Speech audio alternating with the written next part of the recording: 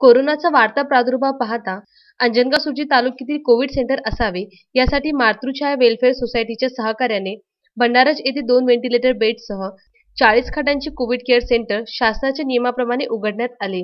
1 महिन्यापासून आतापर्यंत 140 रुग्ण केअर सेंटरमध्ये भरती झाले, तर 2 रुग्ण उपचारादरम्यान दगावले, ज्याचे आम्हालाही दुःख आहे।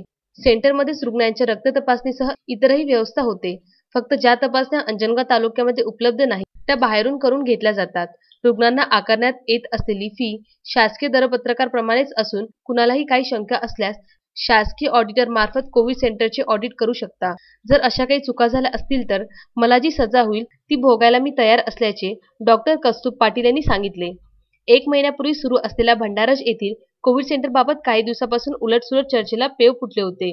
मातृछाया कोविड सेंटरमध्ये रुग्ण दगावतात, ऑक्सिजन वेळेवर मिळत नाही, पैशाची आकारणी अवास्तव केल्या जाते, रुग्णांची योग्य सोय होत नाही, भंडारज येथे कोविड सेंटरमुळे रुग्णांची संख्या वाढली, असे अनेक प्रकारचे आरोप सोशल मीडियावर होत असताना 30 मेला पत्रकार परिषदेचे आयोजन करून लावलेल्या आरोपाचे खंडन मातृछाया वेलफेअर सोसायटी आणि कोविड सेंटरतर्फे करण्यात आले।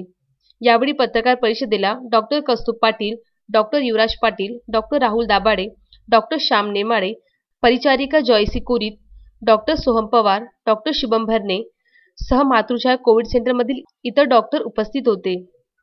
रवींद्र वानखडे, विदर्भ न्यूज, अंजनगाव सुर्जी।